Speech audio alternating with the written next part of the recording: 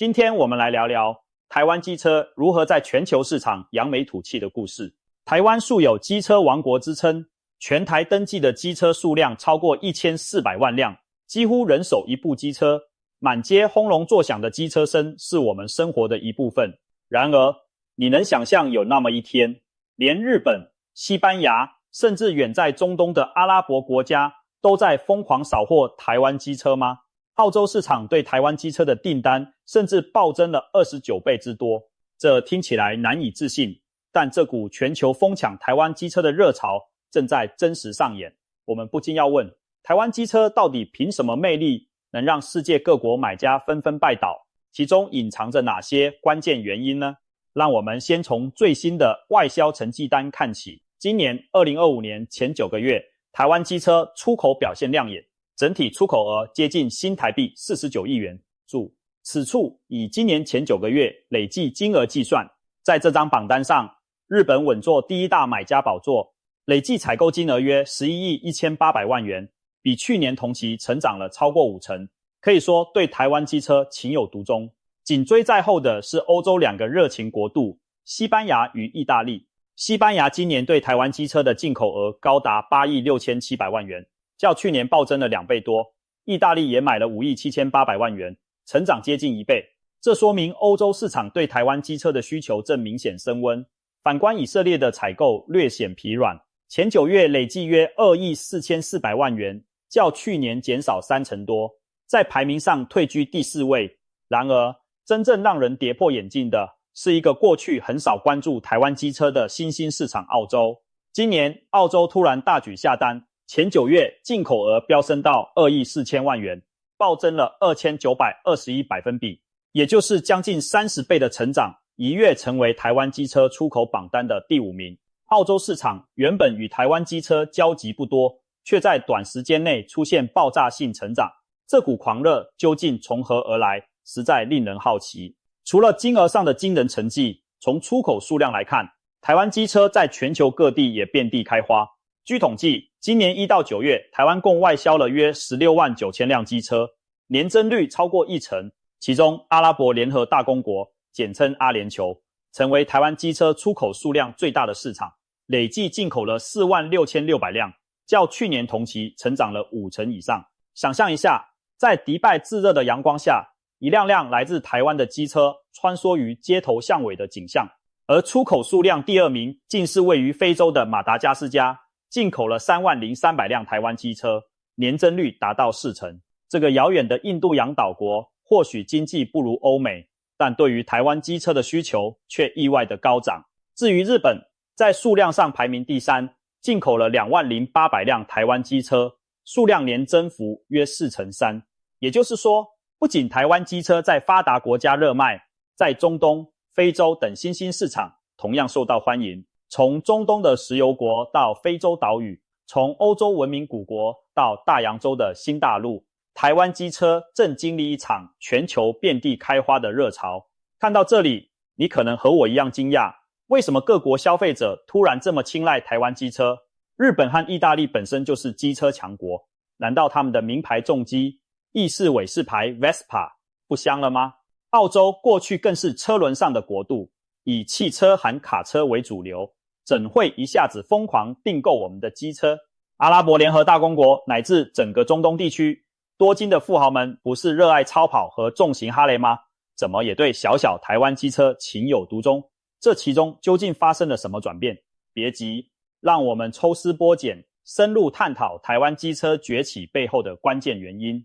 首先，台湾机车能在国际市场大放异彩，与我们长期累积的产业实力密不可分。台湾其实早在几十年前就奠定了扎实的机车工业基础。上世纪50、60年代，台湾开始与日本机车厂合作，为日系品牌代工生产机车零件与整车。像国人熟知的光阳 KYMCO 和三洋 SYM， 最初都是替日本 Honda 代工起家。透过这些合作，台湾培养出完整的本土供应链，从引擎、传动、车架到塑胶壳件，各种零组件的制造技术在岛内生根发芽。那段时间，我们累积了丰富的制造经验，但台湾机车一直扮演隐形冠军或幕后工程的角色。我们替国际大厂代工，打造出了品质优良的产品，却挂着别人的牌子在全球驰骋。台湾虽然被称为机车王国，但长久以来，王国的疆域主要在国内市场，自产机车外销金额并不大，在国际上知名度有限。可以说，昔日的台湾机车产业就像一位实力强劲却低调的选手，始终缺乏一个登上国际舞台展现身手的机会。然而，潜龙终于还是迎来了升天时刻。近10多年间，几股重要的力量交织，将台湾机车从幕后推向前台，蜕变为全球买家追捧的对象。其中第一大关键力量来自于我们严苛的环保法规。台湾空气污染问题长期受关注，政府对机车排放制定了一系列逐步升级的环保标准。我们的排放法规分为17到77，每升一级都是一次艰难的挑战。尤其第7期环保法规号称全球最严，是以欧盟 Euro 5标准为蓝本订定，对机车的废气排放要求达到前所未有的高度。别小看这看似冷冰冰的数字标准，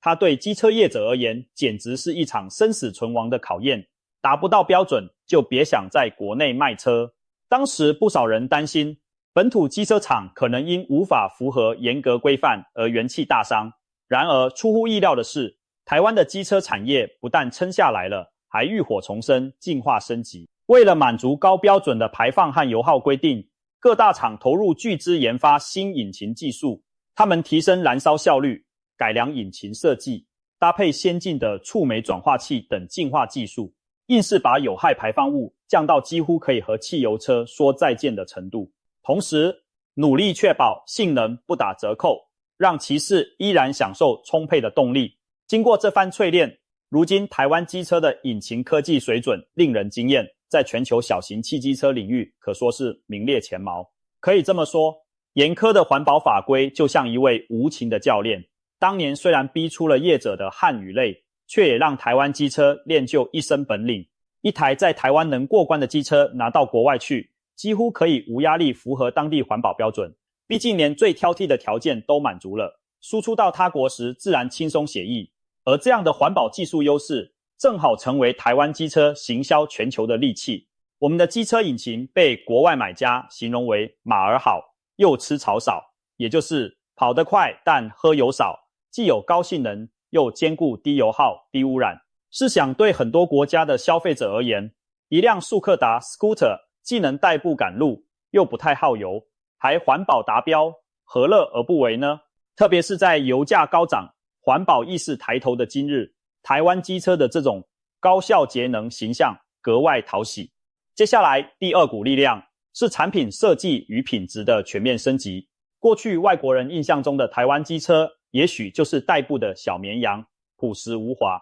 但现在的台湾本土品牌已经脱胎换骨，在产品研发与设计上下足了功夫。近年许多台湾机车在外形上紧追潮流，不论是复古经典款、时尚流线型，还是运动风格的车款，都推出了符合国际品味的作品。更重要的是内在品质的提升。多年来，作为日系品牌代工，我们学会了严格的品质控制 quality control 流程，从生产线到乘车检验，每个环节都层层把关，不容瑕疵。随着近年台湾厂商开始以自有品牌打入国外市场，他们将这套高标准沿用到自己的产品上。国外的经销商和消费者渐渐发现，台湾制的机车品质稳定可靠，很少出现令人头疼的故障问题，动力性能又优秀，骑乘体验毫不逊色。甚至有欧洲车评家试驾后惊呼，这真的是 Made in Taiwan 吗？当然是的，而且还让他们刮目相看。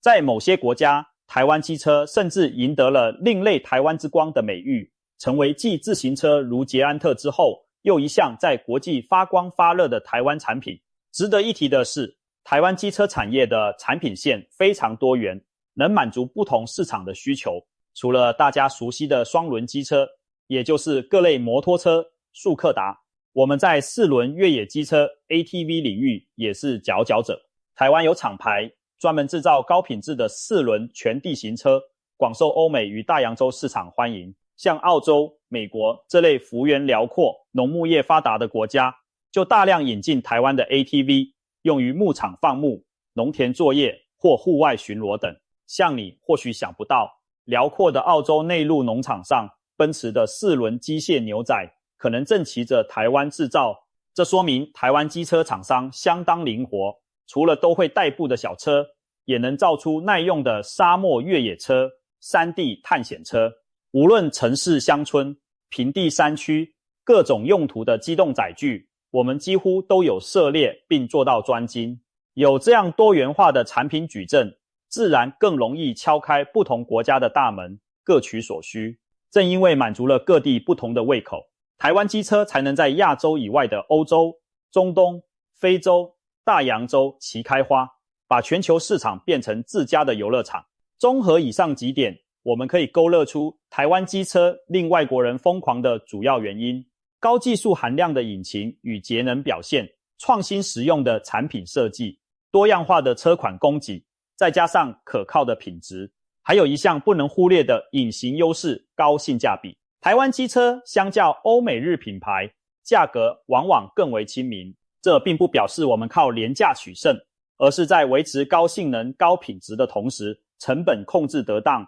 给出让人心动的合理售价。对很多国外消费者来说，选择台湾机车仿佛就是花较少的钱办更棒的事，自然愿意买单。上述因素叠加起来，就形成了如今全球疯抢台湾机车的浪潮。接下来我们不妨细看几个典型市场，看看台湾机车是如何各凭本事征服不同国家的挑剔骑士。先看日本，日本作为摩托车王国，有本田、雅马哈、铃木、川崎等世界级品牌林立。本来以日本人的民族性，对国产品牌以外的车比较保守。然而台湾机车这几年在日本市场却突飞猛进，出口额高居第一。这背后有几个原因。其一，台湾机车在品质和性能上已获得日本用户的信任，加上我们与日企常年技术合作，本就师出同门，日系机车迷对台湾品牌的接受度其实不低。一些日本消费者发现台湾制的 125C 速克达骑起来不输本土车款，价格却实惠许多，口碑便开始传开。其二，日本市场近年出现一个趋势，某些日系厂商逐渐缩减轻型机车的生产线，特别是50到125级级距的车款，转而将资源投入电动车或大型重机领域。这给了台湾厂商机会来补位。日本经销商为了填补市场空缺，引进台湾的光阳、三阳等品牌车款销售，反应竟出乎意料地好。可以说，在日本年轻族群和通勤族中，台湾的速克达已打响知名度。例如在东京、大阪的街头，时常可见挂着日本牌照的 KYMCO 或 CYM 机车穿行成了一道特别的风景。而对日本厂商而言，从台湾进口机车也不失为降低成本的一招。毕竟台制车价格较有竞争力，又符合日本严格的环保法规，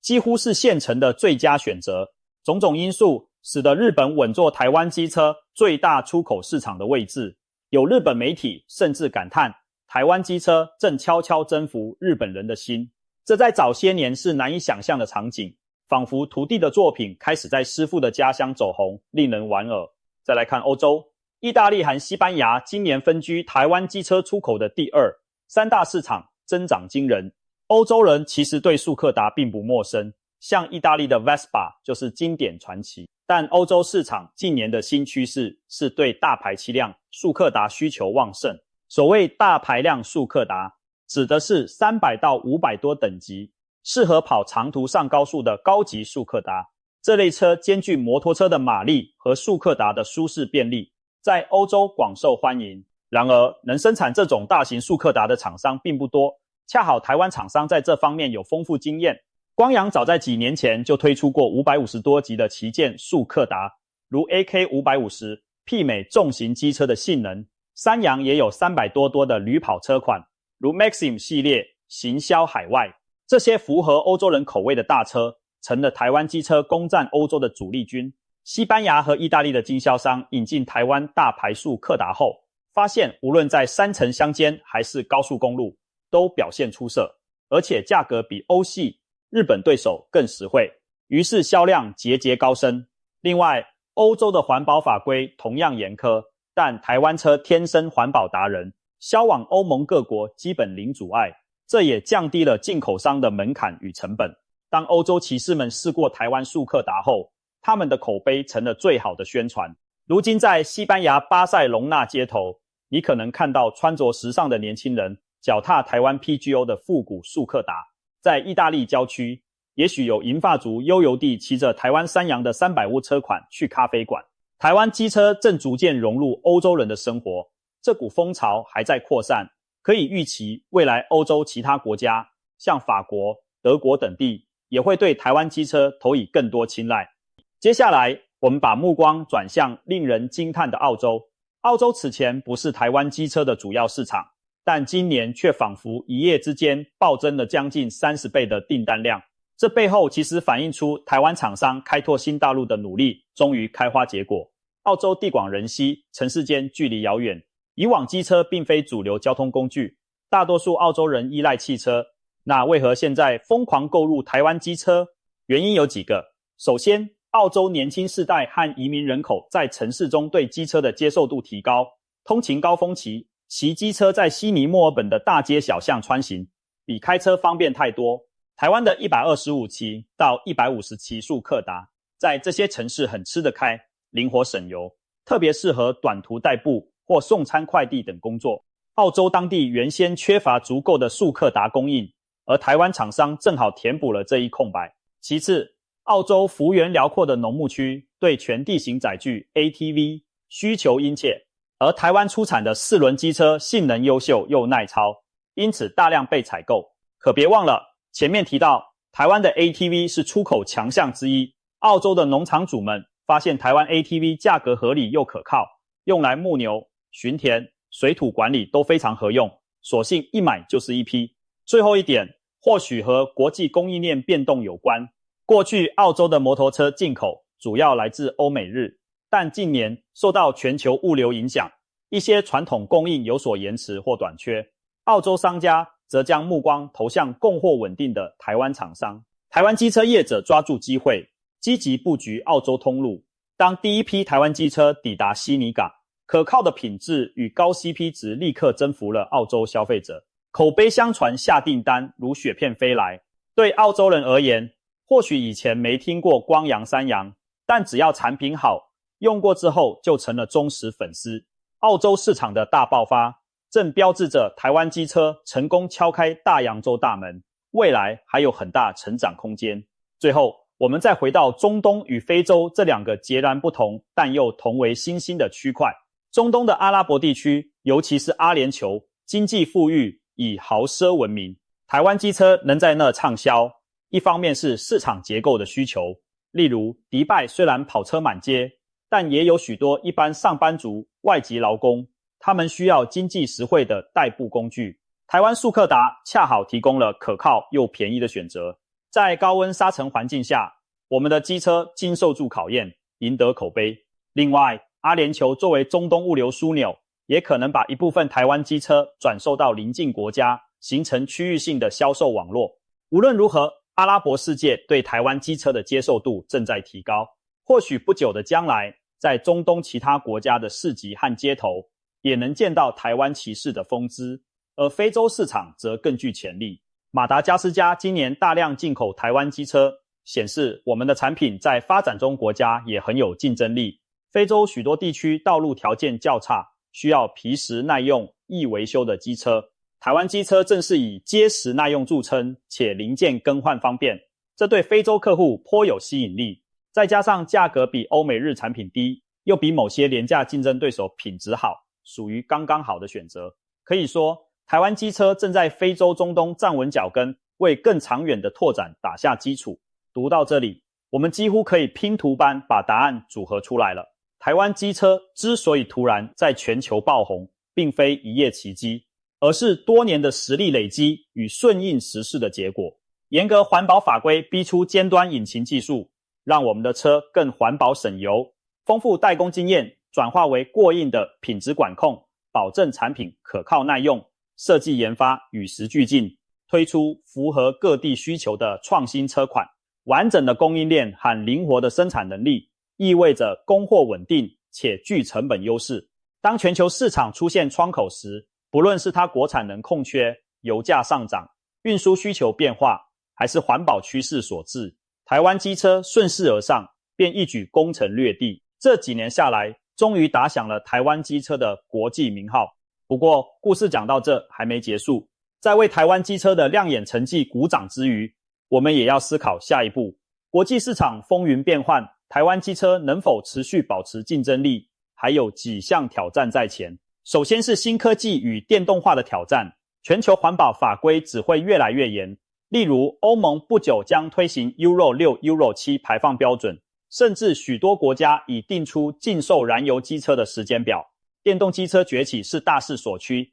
台湾厂商必须积极因应。目前虽然有些品牌开始布局电动车，例如台湾的新创品牌瑞能推出的 Gogoro， 在电动机车与换电系统方面享有盛名，但整体而言，我们传统燃油机车出口的比重大，未来如何在电动化浪潮中保持领先，是一道必须解的考题。幸运的是，台湾在电池技术和电子产业上也有深厚优势，如果能将这些领域结合，相信台湾机车有机会在电动时代继续发光。其次是来自其他国家低价产品的竞争，特别是中国大陆和东南亚一些厂商，凭借成本低廉，在全球低端机车市场攻城略地。台湾机车目前走的是质优价好的路线，但面对更廉价的对手，未来可能需要进一步提升产品附加价值，避免陷入削价竞争。我们或许无法在价格上拼过低成本国家，但可以凭借技术、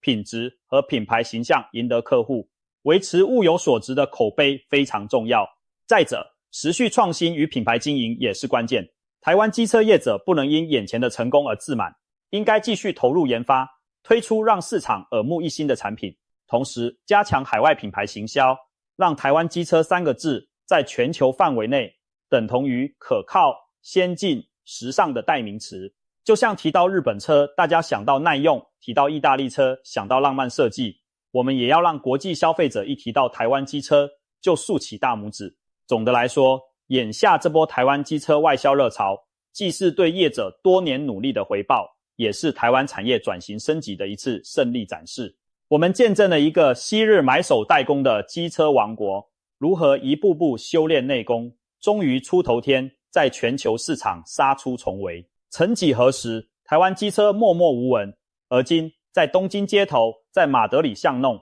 在雪梨海滩，在迪拜高楼间，都能听见来自台湾的引擎轰鸣声。这不仅是商业上的成功，更带给国人一份骄傲与信心。未来展望，我们有理由保持乐观。只要台湾机车业持续强化技术，坚持品质，掌握市场脉动，并勇于创新，就能让这股外销动能延续下去，在国际舞台上站得更稳，走得更远。也许不久的将来，台湾机车将成为和台湾晶片、台湾单车一样响亮的金字招牌，成为更多国家交通文化的一部分。让我们拭目以待，看台湾机车如何载着荣耀与梦想继续驰骋全球。